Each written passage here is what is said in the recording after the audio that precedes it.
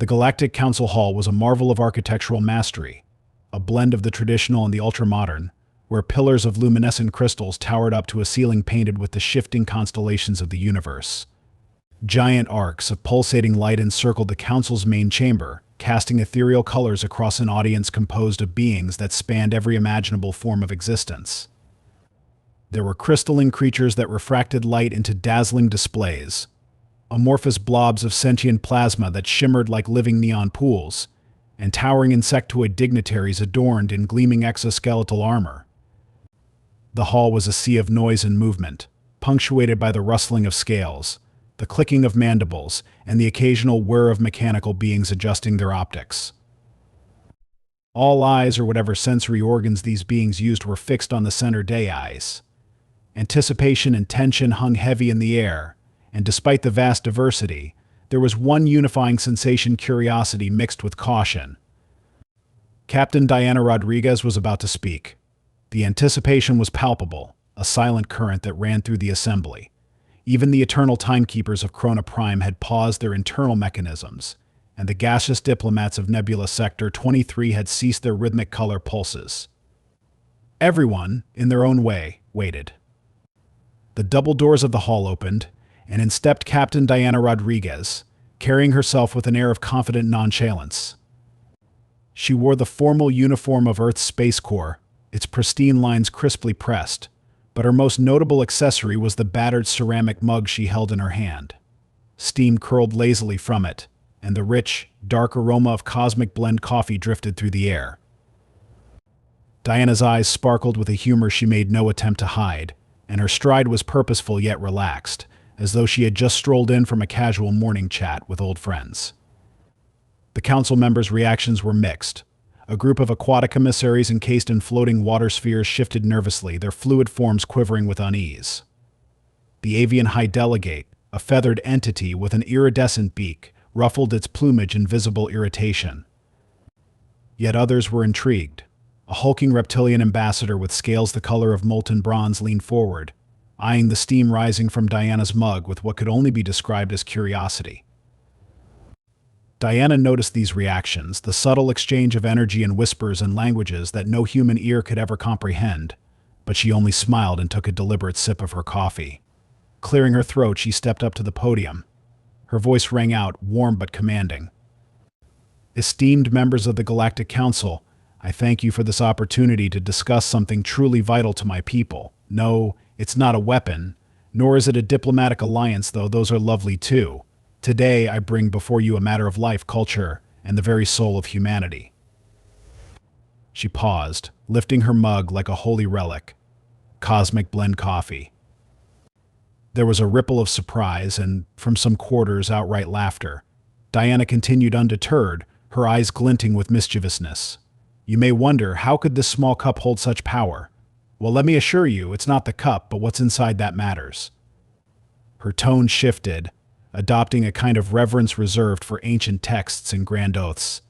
"You see, coffee is more than a beverage to humans. It's a ritual, a cultural cornerstone, and the elixir that fuels our most brilliant ideas and wildest dreams." The crystalline emissary of the Trine Collective pulsed a skeptical blue, sending a vibration through the air. "This, coffee, is not a weapon, not a tool for conquest," it asked, its voice a harmonic echo that resonated with doubt. Diana grinned, as if expecting this very question. "No conquest, no weapons, my crystalline friend, but..." She paused for emphasis. "Consider what this simple beverage represents. When humanity discovered the cosmic blend, our morning routines became transcendental. This isn't just any coffee. It harmonizes with our circadian rhythms, sharpens our minds, and quite possibly touches our very souls.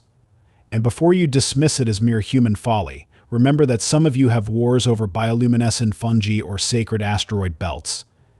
Every species has its quirks." Her humor won over a few delegates, and a burbling laugh emerged from a swamp-dwelling species whose algae-covered face rippled with amusement. Yet not all were convinced. A member of the Arachnid Consortium clicked its mandibles, its multifaceted eyes narrowing in suspicion. "This cosmic blend," it hissed, "could give your species an unfair advantage. We cannot ignore the potential threat of a caffeinated superpower." Before Diana could respond, another representative spoke, this time from the gaseous faction of Nebula Sector 23. Their voice, an undulating series of melodic notes, hummed with interest. Or perhaps it could lead to opportunity. Imagine a trade that brings benefit to many. What do you propose, Captain? Diana's smile grew more thoughtful. I propose a pact, she said, her voice firm yet inviting. A universal coffee agreement. Humanity will share the cosmic blend under fair trade regulations overseen by a joint council. We offer transparency, cultural exchange, and a way to strengthen bonds rather than create discord.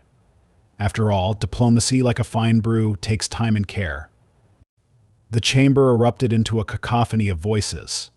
Some alien species whispered eagerly among themselves, while others muttered suspicions. Diana sipped her coffee calmly, even as the tension reached a crescendo. She had planted the seed, but whether it would grow or be squashed under the weight of galactic politics remained to be seen. Watching the reactions unfold, she knew this negotiation wouldn't be simple. Humanity's obsession with coffee had now become a galactic dilemma. Diana watched as the cacophony of voices reached an ear-splitting crescendo, the once orderly galactic council hall devolving into an arena of interstellar chaos. The Trian Collective, still glowing a doubtful blue, buzzed angrily at the delegation from Nebula Sector 23, whose gaseous forms were now vibrating with interest rather than skepticism. Somewhere near the back, the insectoid ambassador from the Arachnid Consortium clacked its mandibles furiously, calling for more sober reflection while aggressively waving a serrated limb.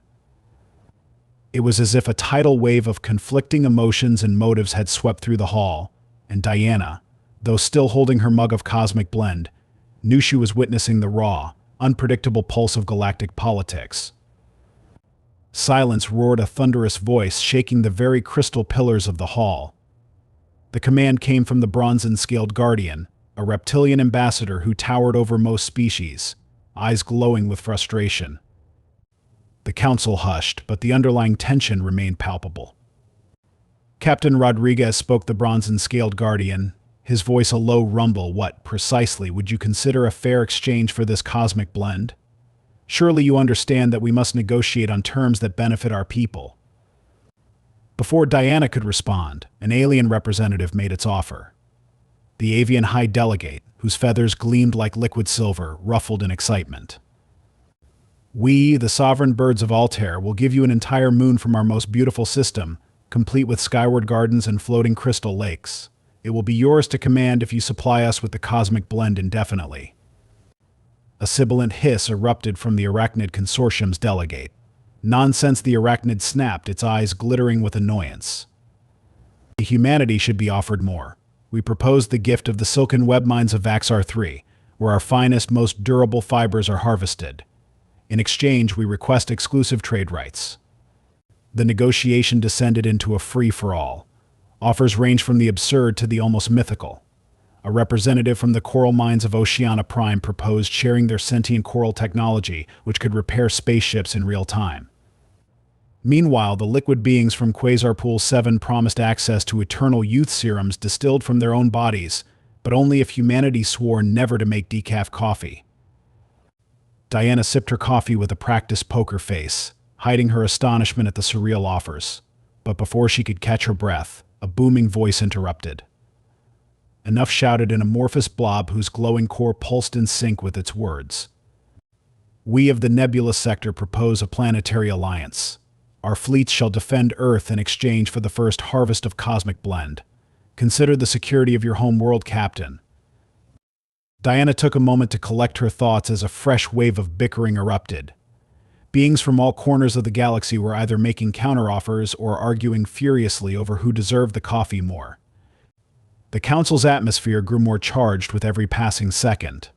A bioluminescent diplomat from the Luminar Kingdom tried to speak but was drowned out by a fierce argument between two warring tribes from the Stone Realms, each insisting their mineral wealth was more valuable.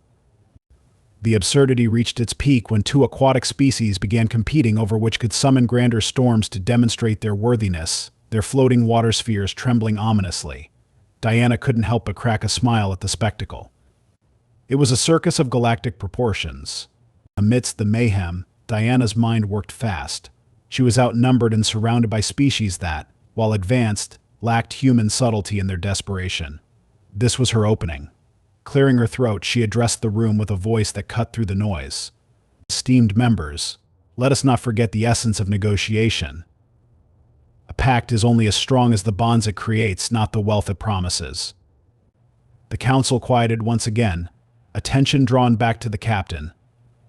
Diana exhaled, her confidence undiminished. I suggest a universal coffee pact, she proposed. Humanity will share the cosmic blend, but under carefully crafted terms. No single species will have exclusive rights, but instead, a joint council will oversee distribution to ensure fairness and stability. Her eyes locked onto the nebulous sector delegate. And yes, Earth would consider alliances that guarantee mutual security. Her words rippled through the room. Some were visibly intrigued, others still skeptical.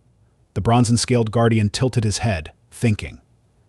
The gaseous beings hummed in contemplation, and the crystalline emissaries pulsed with subdued light. Then came the challenge. The avian high delegate leaned forward, his beak glinting. And who will lead this oversight council, Captain? Humanity, the tone was accusatory, and Diana felt the tension rise again. She smiled, knowing this was her chance to demonstrate her tact. No, not just humanity, she replied smoothly. The Oversight Council will be composed of a diverse representation from all willing parties. We will share oversight, ensuring everyone has a voice. Her words were like a net cast over troubled waters, calming some of the unrest. Yet doubt still lingered. The arachnid delegate clicked impatiently, its many eyes narrowing. And how can we trust you?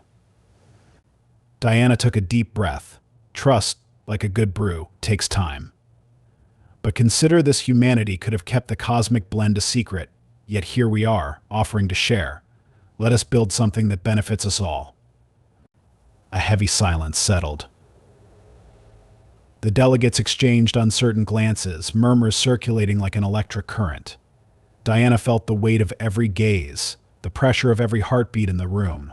The decision was not yet made, and suspense clung to the air, thick and unyielding. Would her gamble pay off? In a dark chamber hidden beneath the Galactic Council Hall, the hiss of decompressing cryostasis pods pierced the silence. Two massive containment units, coated in a thin layer of frost, shuddered before swinging open. With a groan and a sputter, Krathor and Zixnax tumbled out, collapsing onto the icy floor in a tangle of limbs. Krathor, a massive, rock-like creature with glowing veins running across his granite body, rubbed his craggy forehead as he struggled to sit up. Zixnax, his gelatinous, ever-shifting companion, wobbled uncertainly, emitting a series of confused gurgles. Where are we? Krathor rumbled, his deep voice reverberating off the cold walls. His rocky brow furrowed as he tried to recall how they had ended up in cryostasis. Memories of their last failed mission, a complete disaster involving an unauthorized attempt to make peace between warring space factions using holographic dance routines, floated back to him. It had not gone well. Zixnax's form shivered and morphed into a sphere, his usual state when panicked. "We've been," thought he sputtered, his voice a wet, anxious whisper. His eyes tiny, black beads floating in the gelatin darted around. "Oh no, it's the council hall. We're at the Galactic Council Hall." Realization struck Krathor, and he jumped to his feet, chunks of frost breaking off his rocky limbs. "Then it's worse than I thought," he grumbled, his voice thick with dread. "They must want us to face judgment. Or they need our help again." His rocky face lit up with an idea that, to him, felt inspired. "We'll make amends. We must redeem ourselves." Zixnax trembled but attempted to remain optimistic. A foolproof plan, he gushed, as if convincing himself. Yes, we just need something magnificent. Something that will make the council forget our previous blunder." Krathor slapped his massive hands together, his gravelly excitement sending a cloud of rock dust into the air. "We'll do something grand." He surveyed their surroundings, noting a maintenance tunnel that seemed to lead directly up to the main chamber. "Come, Zixnax, destiny calls." Moments later, they emerged into the Galactic Council Hall, just as the debate over the cosmic blend was reaching a critical point. Diana stood at the center, her proposal hanging in the air, and all attention was locked onto the delegates as they whispered and debated. Krathor and Zixnax, however, paid no heed to the decorum of the council. They had a mission to impress, redeem, and ideally not get thrown back into cryostasis. Unfortunately, their entrance was anything but graceful. Kra Thor, too enthusiastic, tripped over his own massive feet, crashing into an ornate pillar with a force that sent shockwaves across the floor. Zixnax, flailing helplessly, splashed onto a group of dignitaries, causing indignant gasps and shouts of surprise. A floating orb diplomat from the Gas Nebula delegation wheezed as it was enveloped by Zixnax's translucent body, only to sputter away in a flurry of disjointed molecules. Chaos erupted as delegates scrambled to avoid the mess.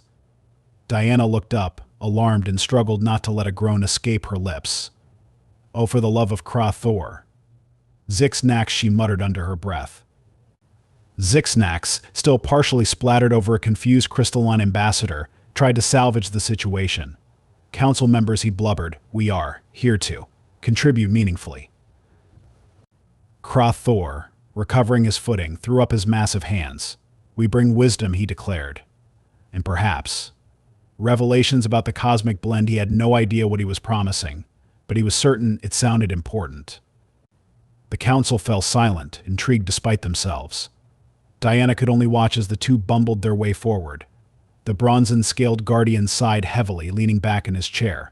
"This should be interesting," he grumbled. Kra Thor tried to whisper to Zixnax, but his voice was never capable of anything less than a boom. "Quick, what do we know about the coffee?" he asked. Zixnax formed a thinking cap from his gelatinous mass, a visual cue that he was clearly improvising. "It has special properties," he guessed. "Mysterious power, derived from cosmic particles." One of the skeptical delegates, a many-eyed amphibious creature, sneered. "Mysterious particles, you say? Bah, nonsense." Diana, who had been ready to step in and stop this disaster, paused, realizing something. The skeptical delegate's challenge had unwittingly sparked a new thread in the conversation. Zixnax, in his bumbling way, had shifted focus away from the offers and back onto the scientific implications of cosmic blend. Other scientists in the crowd, intrigued by the new angle, began muttering excitedly about the potential properties. Kra Thor, emboldened by the accidental turn of events, decided to keep going. "Indeed, and that is why," he declared with a gesture so grand he nearly toppled over. "The council must appreciate the delicacy of such an elixir. It is not to be traded recklessly, but understood, studied, and shared under only the most honorable agreements." A murmur of agreement passed through some corners of the room. Diana raised an eyebrow, realizing that their clumsy antics had somehow moved the negotiations in her favor. She stepped forward, building on their unintended contribution. "Exactly," she said, "which is why our proposal includes joint research and mutual benefits, not just trade. We must approach this with care." As Kra Thor and Zixnax exchanged relieved glances, the delegates who had been laughing moments earlier now regarded them with an odd respect.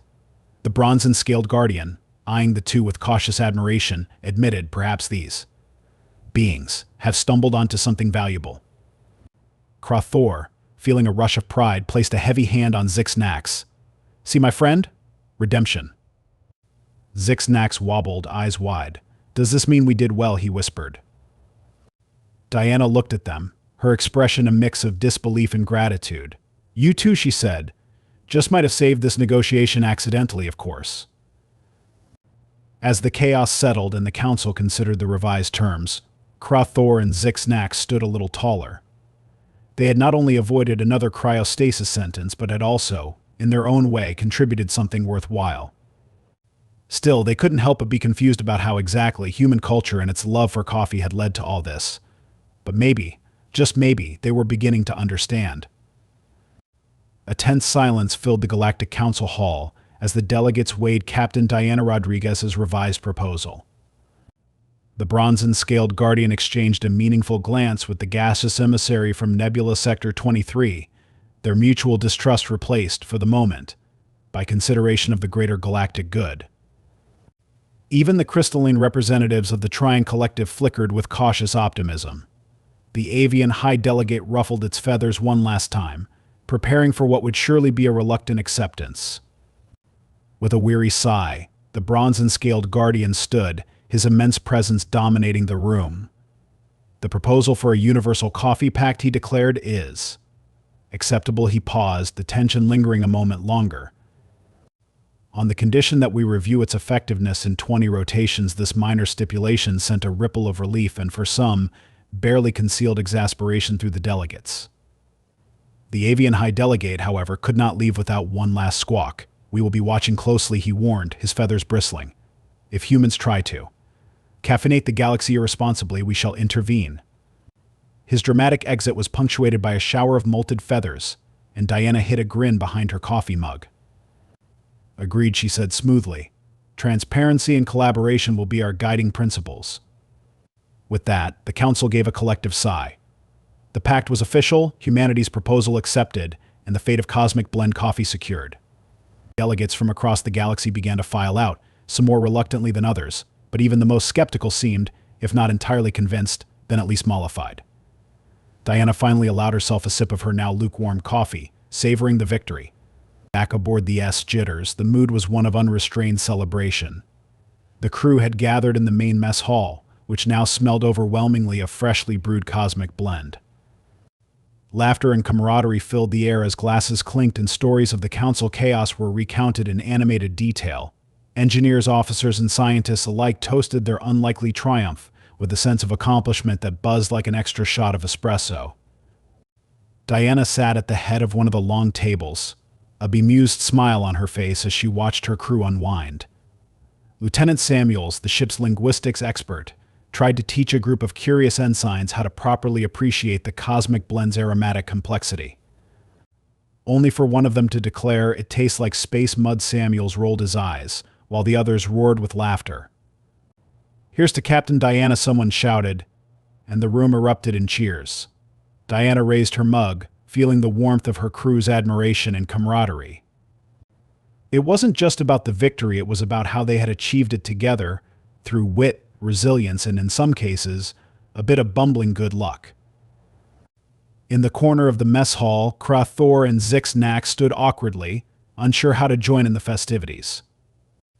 A small gathering of curious crew members had surrounded them, listening intently as Krathor tried to explain the intricacies of rock diplomacy while Zix-Nax demonstrated his gelatinous shape-shifting tricks. It was a spectacle, but one that made the human crew laugh with genuine delight, rather than at their expense. Diana approached the duo, carrying a small, intricately crafted box. "Krathor, Zix-Nax," she said, her voice warm, "I have something for you." Krathor's rocky eyes widened as he accepted the box with the delicacy of someone holding a newborn star. Zix-Nax morphed into a question mark, his confusion palpable. "What is this?" he asked, his voice a bubbly murmur. Diana grinned. "A token of appreciation from humanity. Inside are two things: a holographic translator for cultural nuances and a guide to understanding Earth's humor." Her eyes sparkled. "We thought you might find it useful in future negotiations. Or mishaps." Krathor opened the box, his face breaking into an expression of astonished gratitude. This is truly an honor," he declared, though he had no idea how to interpret the translator's contents. Zix-Nax, still unsure, morphed into a squiggly line of joy. "We are grateful," he ventured, and the humans around them laughed, but this time with appreciation. The room buzzed with an energy that spoke of new friendships, understanding, and the peculiar wonders of the galaxy. Yet beneath the laughter and toasts, a sense of anticipation lingered. Diana's communicator buzzed at her side, a message from Earth Command. She stepped away from the festivities, her expression shifting to one of intrigue as she read the dispatch. Apparently, the sudden prominence of humanity and their cosmic blend had caught the attention of a faction of ancient star wraiths from the outer rings. Their intentions were unknown, but rumors of their interest were spreading fast. Diana returned to the mess hall, her mind already racing with the possibilities. She would let the crew enjoy this moment, but soon enough they'd be back in the fray, navigating the unpredictable, coffee-fueled adventures of the galaxy. As she raised her mug one last time, the thought made her smile. Whatever lay ahead, she knew one thing for certain: space diplomacy was never boring, and with coffee in hand, she was ready for anything.